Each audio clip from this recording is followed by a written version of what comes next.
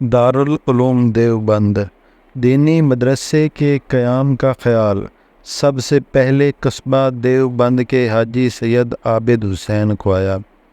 اس مدرسے کی بنیاد مولوی فضل الرحمن اور مولوی ذوالفقار علی کے ہاتھوں پڑی، جن کی کوششوں کی وجہ سے 30 مئی 1867 بروز جمعرات دیوبند کی ایک چھوٹی سی مسجد چھتہ میں انار کے درخت کی ٹہنیوں کے سائے میں دارالعلوم کا افتتاح ہوا۔ پہلے استاد مولانا محمد محمود تھے، جن کو 15 روپے ماہوار تنخواہ ملتی تھی۔ پہلے طالب علم کا نام محمود حسن تھا۔ اس کے پہلے محتمم حاجی سید عابد حسین تھے۔ پہلے صدر مدرس کا نام مولانا محمد یعقوب ننوتوی تھا، جو مولانا مملوک علی ننوتوی کے بیٹے تھے۔ مولانا محمد قاسم ننوتوی اس کے پہلے سرپرست بنے، جن کے نام پر یہ مدرسہ قاسم العلوم کہلایا۔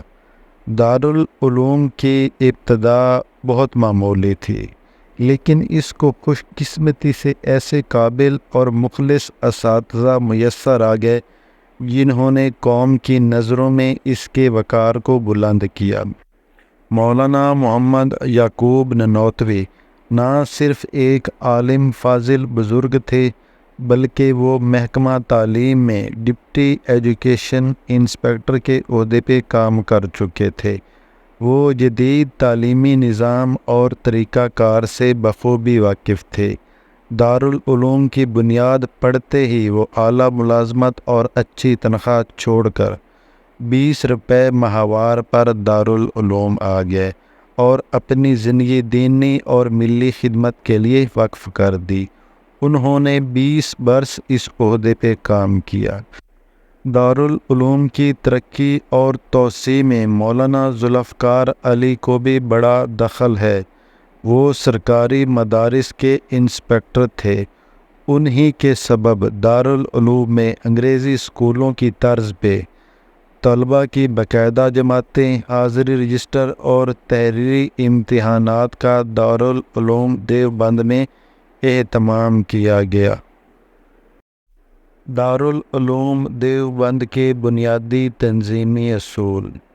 دارالعلوم کے حقیقی بانی مولانا محمد قاسم ننوتوی تھے۔ دارالعلوم کے بنیادی قواعد و ضوابط مرتب کرنے میں ان کا بڑا دخل ہے۔ انہوں نے دارالعلوم کے 8 اصول مرتب کیے، جو درج ذیل ہیں۔ نمبر 1، مدرسے کے منتظمین عوام سے زیادہ چندہ جمع کرنے کی کوشش کریں اور دوسروں کو بھی اس کی ترغیب دیں۔ نمبر 2، طلباء کی رہائش کے لیے مستقل اور عمدہ ہاسٹل فراہم کرنے کے لیے مسلسل کوشش کی جانی چاہیے۔ نمبر 3، مدرسے کی مجلس شورا اس کے مقاصد سے پوری طرح ہم آہنگ ہو۔ کسی شخص کو اپنا نقطہ نظر دوسرے پر ٹھوسنے کی اجازت نہ ہو۔ محتمم کے لیے ضروری ہے کہ وہ ہر معاملے میں مجلس شورا سے مشورہ لیتا رہے۔ باہر کے درد مند اور مخلص مسلمانوں کے مشورے کا بھی خوش دلی سے خیر مقدم کیا جائے۔ نمبر 4، مدرسے کے اساتذہ کے لیے ضروری ہے کہ وہ سب ہم خیال ہوں، دنیا دار علماء کی طرح خود غرض نہ ہوں اور ایک دوسرے کا احترام کریں۔ نمبر 5، مدرسے کے نصاب تعلیم کی سختی سے پیروی کی جائے۔ نمبر 6، جب تک مدرسے کا کوئی یقینی اور مستقل ذریعہ آمدنی نہیں ہوگا، وہ اللہ کی مدد سے اسی طرح سے چلتا رہے گا۔ اگر کسی جاگیر، کارخانے یا کسی صاحب دولت کا وعدہ ذریعہ مستقل آمدنی بنے گا تو خوف خدا جاتا رہے گا، امداد غیبی بند ہو جائے گی، کارکن ایک دوسرے سے لڑیں گے۔ اس لیے مدرسے کی آمدنی اور تعمیر میں ایک قسم کی بے سر و سامانی رہنی چاہیے۔ نمبر 7، حکومت اور مالدار لوگوں کی شمولیت سے مدرسے کو نقصان پہنچے گا۔ نمبر 8، نیک سیرت اور مخیر افراد کی امداد برکت کا باعث ہوگی، جو یہ کام خاموشی سے کریں اور اس کو شہرت اور اعلان کا ذریعہ نہ بنائیں۔ دارالعلوم دیوبند کی اہم شخصیات: حاجی سید عابد حسین کے بعد مولانا محمد قاسم نانوتوی نے مدرسے کا انتظام سنبھالا۔ ان کے بعد مولانا رشید احمد گنگوہی سرپرست بنے۔ ان کا دور 1880 سے لے کے 1905 تک تھا۔ ان کے جانشین مولانا اشرف علی تھانوی تھے۔ ان کے بعد مولانا محمد احمد نانوتوی نے یہ فریضہ سنبھالا۔ وہ مولانا محمد قاسم نانوتوی کے بیٹے تھے۔ ان کا دور مدرسے کے حسن انتظام کا زمانہ تھا۔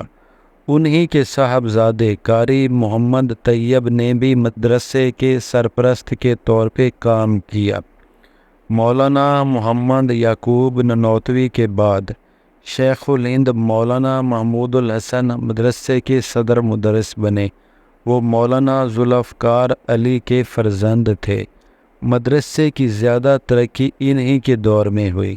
یہ دور 1888 سے لے کے 1920 تک یعنی 23 برس کا تھا۔ وہ 50 روپے ماہوار سے زیادہ تنخواہ لینا پسند نہیں کرتے تھے۔ مولانا سید محمد انور شاہ کشمیری 12 سال یعنی 1920 سے لے کے 1932 تک صدر مدرس رہے۔ شادی سے پہلے وہ تنخواہ نہیں لیا کرتے تھے۔ ان کے بعد مولانا سید حسین احمد مدنی 1958 تک صدر مدرس کے عہدے پہ کام کرتے رہے۔ دارالعلوم کے ایک اور مایہ ناز استاد مولانا شبیر احمد عثمانی تھے، جو مولوی فضل الرحمن کے بیٹے تھے اور کبھی تنخواہ وصول نہیں کرتے تھے۔ دارالعلوم کی ترقی: دارالعلوم کی ابتدا صرف ایک طالب علم سے ہوئی تھی، تاہم چند ماہ کے اندر ہی طلباء کی تعداد 78 ہو گئی۔ 1931 میں طلباء کی تعداد 990 تھی، جن میں سے 368 طلباء یو پی کے، 185 طلباء بنگال کے اور 50 طلباء پنجاب اور صوبہ سرحد کے تھے۔ مسلم ممالک کے طلباء کی تعداد ان کے علاوہ تھی۔ دارالعلوم کی داغ بیل ایک چھوٹی سی مسجد میں پڑی تھی۔ جب طلباء کی تعداد بڑھی تو قریب ہی ایک مکان کرائے پہ لیا گیا۔ جب یہ جگہ بھی ناکافی ہو گئی تو ایک بڑی مسجد تعمیر ہوئی، جہاں 1874 میں دارالعلوم کو منتقل کیا گیا۔ اس کے بعد ایک وسیع خطہ اراضی خرید کر دارالعلوم کی اپنی عمارت کا سنگ بنیاد رکھا گیا اور کئی لاکھ روپے کی لاگت سے شاندار عمارت تیار ہوئی۔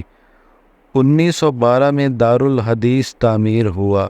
1940 میں افغانستان کے بادشاہ ظاہر شاہ نے دارالعلوم کا دروازہ تعمیر کروایا۔ اس دروازے کا نام الظاہر ہے۔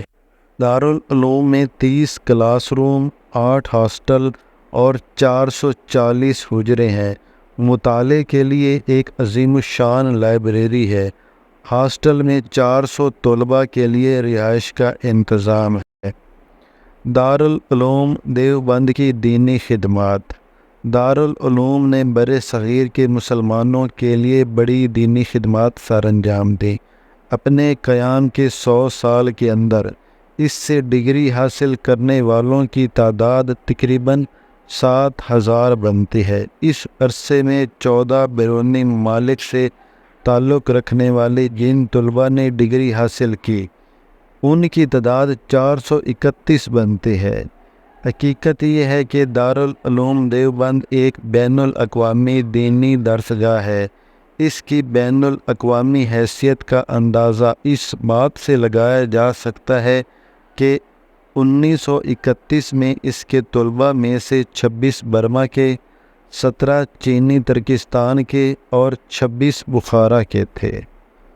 دارالعلوم دیوبند کے ذیلی مدارس: دارالعلوم کے قیام کے بعد برِ صغیر میں تقریباً 1000 ایسے مدرسے قائم کیے گئے جو دارالعلوم دیوبند سے بالکل اسی طرح کا الحاق رکھتے ہیں جس طرح مختلف کالجز کا یونیورسٹی سے الحاق ہوتا ہے، اور وہ یونیورسٹی کے احکامات اور قواعد و ضوابط پر عمل کرنے کے پابند ہوتے ہیں۔ ان کا امتحان بھی دارالعلوم لیتا ہے اور ڈگری بھی دارالعلوم جاری کرتا ہے۔